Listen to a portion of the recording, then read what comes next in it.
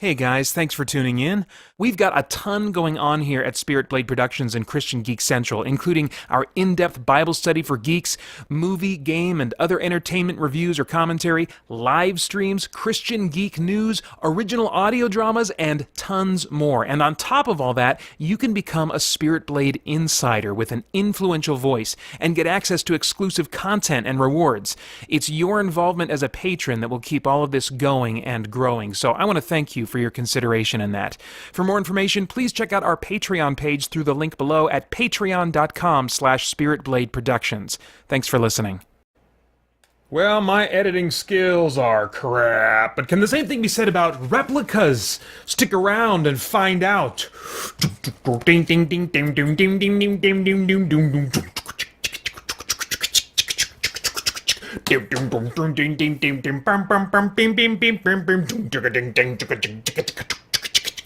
Alright, that's all I could come up with. You get a generic, like, I don't know what that was. But it in some ways fits my experience of replicas. Hey, I'm Peter Franson from christiangeekcentral.com and Spirit Blade Productions, here with my uncut review of Replicas. The synopsis on IMDb reads, "A daring synthetic biologist, after a car accident kills his family, will stop at nothing to bring them back, even if it means pitting himself against a government-controlled laboratory, a police task force, and the physical laws of science." Alright, so talking about the story and the script a bit here. Oh, man. I'll just let the cat out of the bag. I had a rough time with this one. I really wanted to enjoy it. I was hoping for something... Not even hoping, I was just kind of assuming that it was going to be something different than what it was. The trailer that I saw for this months ago just made me think, oh, this looks like a small movie that's maybe not getting a lot of press and stuff, but it's going to, you know, as is sometimes the case with those kinds of movies, go in some interesting directions. You know, those lower budget pseudo-indie sci-fi movies can really yield some great material that makes you think or that explores new ideas. And so I was hoping that this would be one of those kinds of experiences, and it just wasn't. The script, I mean, it did feel like a smaller movie, a lower budget movie for sure. The production quality felt like, you know, a solid, you know, theatrical release movie. There's some nice lighting and stuff like that, but the script, and I'll talk about the performances too, but you know, they're also in the mix, really just felt more like, I guess, like a TV movie type of quality, or almost like a B-movie script that they didn't quite commit to going bonkers and cheesy with, you know. The setting is kind of like the near future, but the capabilities of the scientists seem like limitless when it comes to cloning and the idea of, you know, copying someone's brain and putting it into a machine or putting it into a cloned body and stuff. I mean, it just like, oh my gosh, it just seemed, and like the way the bodies were grown and cloned, it was like super convenient and just seemed, you know, like they came out just fine. You didn't even have to like recut their hair or anything or do anything with their fingernails. I mean, it was just like super convenient cloning process. Yes, they said, well, we got to be really careful about this and make sure this and this doesn't happen. But the result itself was like, wow, this technology seems insanely advanced, you know. The script lays the groundwork early on to do some interesting things philosophically that they never really went anywhere with. There was questions of the soul's existence, and then they just kind of go nowhere with that. They set up Keanu Reeves' character as a man failing to see the value in his family. You know, the wife asks him before, you know, she dies in this accident at the beginning, she says, "Is that all we are to you? Is just like chemical reactions? That's what your family is to you? I mean, you have this family that loves you, and we get a scientist. That's all we get from you is a scientist." So there was this setup of him being kind of like distant and removed and not valuing the worth and the significance of his family. And maybe they felt like they were paying that off by him bringing them back, quote unquote, with cloned bodies and copies of their old memories inserted into the cloned bodies and stuff. So I don't know. I'd be interested in talking with the writer and seeing what he felt like he was saying when it comes to the nature of the soul and stuff, because it just seemed like they were going in one direction and then totally abandoned not only the philosophy I thought they were going to be upholding, but any interest in saying anything philosophical about this theme, at all later on. I'll talk about that more in a little bit. But anyway, they kind of reward, in a sense, as far as I'm concerned, Keanu Reeves' neglect and devaluing of his family by allowing him to just kind of bring them back to life after losing them. Yeah, okay, no problem. And he's satisfied, and we're supposed to be happy about this. And anyway, the trailers made it seem like the family coming back in these cloned bodies might be coming back as like warped and disturbing sort of shells of their former selves. Like, he brought them back, but something's wrong, they're not really his family anymore. That's what the vibe I got from the trailer was. And but nothing near that interesting happened. The plot seemed to go off course in the final act. It started out to me as this movie questioning the ethics of cloning and asking, what is it about humans that makes us human, that makes us conscious? What are the ingredients of human consciousness? And is there a non-material component? But the third act abandoned those questions and just turned the kind of cold and uncaring boss that he has to kind of like maneuver around to keep cloning his family in secret, instead of making him just kind of a mere obstacle to him trying to bring his family life, and the big tension being about, will his family come back to life? Will they be okay? Will they be the family that he loves as he is hoping they will be?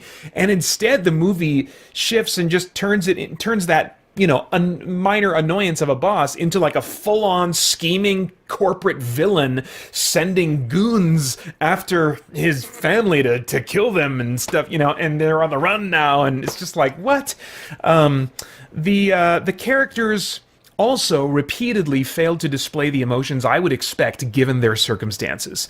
I felt like there were moments where the kids in the family should have been much more distraught over some of the revelations about, who they were and the fact that they were cloned and stuff like that. And there was just there was a lot of missing psychological realism, I guess is the way that I would put it. And that was a bummer for me. That's something that I appreciate, especially in movies that seem to be going for a serious vibe, as opposed to just going for kind of out-and-out comedy. I can kind of adjust to that, but if they're going for a serious vibe and it lacks psychological realism, that can be really problematic for me. And for me, in a movie like this that seems to be kicking off to explore the nature of human consciousness, that's some weighty philosophical stuff. To not have as much psychological realism as I want really brings the experience down for me.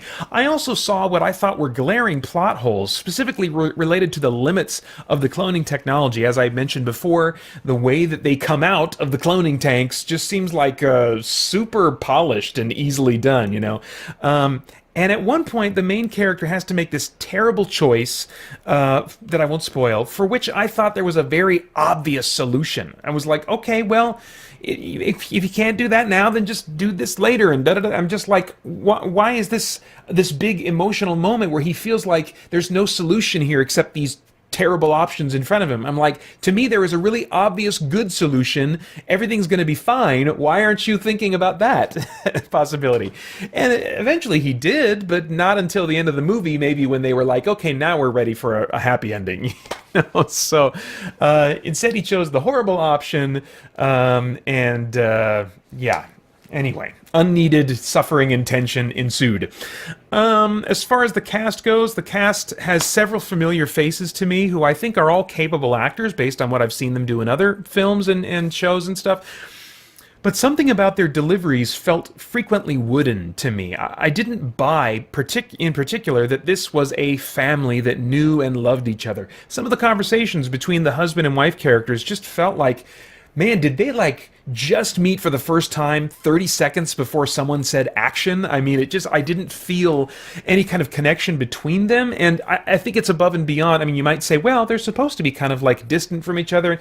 Well, the dialogue wasn't saying that to me necessarily. It seemed to be a step further than that. It seemed to be that they just weren't familiar with each other. It was, I don't know, it was, I felt odd somehow. So yeah, I didn't buy that this was a family that knew and loved each other, even at the very beginning of the movie, before they got cloned and became a little different. I also felt confused and wondering if they were going for comedy sometimes in this movie. I do think at times they were, but that's largely because, I was confused largely because the dialogue felt fake or kind of cliche to me at times, and so it was hard to tell the difference between that kind of writing and the intentional humor now and then. I was like, oh, okay, so because like I was looking at certain scenes, I was like, I'm supposed to take this seriously, even though I'm having serious problems with the dialogue. And then they'd go to another moment that I was like, oh, that's a weird thing to say. Was that a joke, or was that just some of the weird writing again? And so, yeah, very interesting experience in that regard. And the evil boss's character, his ADR seemed, I don't know, just obvious to me somehow. If you don't know what ADR is, that's what they do in post-production. After they film the movie, they'll bring the actors in and put the movie in front of them, and then they will watch the lips move on their own performance and re-record their lines. And they do that because sometimes when they're recording in an environment where there's other sounds in the background that can't be dealt with, or maybe they couldn't get a microphone recording well enough, in that shot for whatever reason. A surprising amount of all movies, the dialogue is redone in ADR in post-production, and when it's done well, a lot of times you just don't even notice it. But there was something about the ADR for the evil boss character that just made him feel canned and artificial to me the whole movie. It was really odd. As far as the visuals go, there's not a lot of CG aside from holographic readouts. That's it's like let's have hologram computers that we interface with. You've seen that kind of stuff since Minority Report. But there is, at the end of the movie, like a humanoid robot that gets significantly involved in the action. And as soon as that thing started walking around, man, it looked like TV quality fake to me. Now, I do have an eye that's cursed to pick out CGI. I just see it. It just looks like cartoons to me. But I think I can say this was definitely not as good as like the standard, significantly not as good as the theatrical standard for CGI robot characters. The way they were moving him, the way they were animating him, it almost felt at times like, are they going for like a stop motion kind of vibe? Even though it's being done clearly with computer effects, there was a choppiness to the movement. I was like, it feels like they're doing that intentionally. But that wasn't my only problem. It was that it looked not textured enough, or not quite like the lighting matched the lighting of the actual physical space they were filming in. It just didn't fit quite right, I was like, at that point, I was like holding my head and shaking, just like sad for all those that were involved in the film, just thinking, man, that's got to be hard for them to look and see, as I would assume they do, that like, this thing did not come together like we had hoped. Keanu Reeves was one of the producers on this, and he's been around long enough, I think, that he would probably be able to know from looking at this, these elements did not come together, and so that was a bummer for me, just thinking of them. As far as like the relevance of this, was there anything of worthwhile moral, philosophical, or spiritual significance going on that might stimulate worthwhile thought or conversation? Well, the trailer, as I think I mentioned before, made me think the movie would support the existence of the soul. I don't need a movie like this to land on that side for it to, bring about worthwhile conversation and thinking points, but it seemed like they were going in that direction, and at the very least it seemed like this was going to be a significant element of the movie, is dealing with the question of, is his family really his family now, or what's going on with his family now that they're alive again? But in the end, it just abandons those types of questions. It goes very naturalistic in its assumptions, indirectly affirming that we are nothing but chemical reactions in our brains that cease to exist after death, and these cloned versions of his family are just as much his family as the ones that died. We're supposed to feel okay and happy for him that he has his quote-unquote family back. It's not that it deals with, the themes of human consciousness in a way that lack complexity so much as it seems to abandon any interest in exploring the theme once reaching the third act. I think I've mentioned this before, but one sci-fi property that I would go to that I think deals with human consciousness in a more compelling way is Battlestar Galactica, because that you have these people that look at the Cylons and they're just like, oh, they're just toasters, they're just machines, and yet you have reasons to question as the series progresses whether or not maybe they do have a non-physical component that was granted to them by God in some way. And so in a movie like this, I would be interested with them making the audience wonder, give us a reason to wonder, is it possible that the soul would somehow reattach to these clone bodies that have the memories reimplanted on them? Is there, to explore the what ifs of both sides of that debate would be interesting to me. Usually movies side on one side or the other. Almost always it's the naturalistic side, but every once in a great while, usually in, horror movies or scary movies and stuff like that have like a dark ending or some, a dark theme to them, they are usually ones that ironically do side on the existence of the soul. But it's the rare bird that has you kind of straddling the two and leaving the audience questioning, what side does the filmmaker want to promote here? Or is it allowing for both? And so there can be some nice conversation that comes out of that. In summary, there are far more interesting movies, I think, that explore this theme from either the naturalistic viewpoint or the dualistic viewpoint. So I have no idea what your tastes in movies are, but if I were a time traveler, I'd go back in time and say, Peter, skip this one. Just, oh man, bummer, skip it. Watch The Sixth Day again. That's in your collection. It's also a movie involving a family man on the run from a corporation amidst cloning craziness. But it has, more, possibly even better visual effects. You haven't seen it in a while, so maybe they're not better. Certainly more. At least has some cool action in it, and I think you'll just enjoy it a lot more than this, despite it being almost 20 years old, because it at least poses interesting and comparatively intelligent questions about human cloning and the nature of human consciousness. This one's rated PG-13 for thematic material, violence, disturbing images, some nudity, and sexual references. On the subject of nudity, I'll just say I missed about the first maybe 30 seconds, I don't think more than 60 seconds of this movie. I was running just a little bit late. But the scenes that I would assume they're kind of saying have nudity in them, it's very shadowed. Like, I felt that it was very obscured, very PG-13. I'm a little surprised to even see the nudity qualification in the rating. So if that was of note to you, that's just a little information from me. You can also go to imdb.com. I find that to be a very good resource to get really detailed information about, what the nature of sexual content or nudity or any other kind of content you might find objectionable. You can get lots of good information at imdb.com under the movies listing.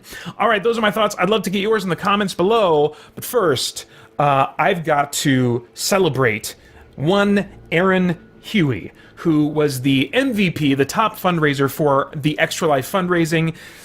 Oh man, Aaron Huey, if he's Han Solo, I'll be Chewie. I'm changing this from last year, Aaron. I've swapped it around, but you made, you raised so much money.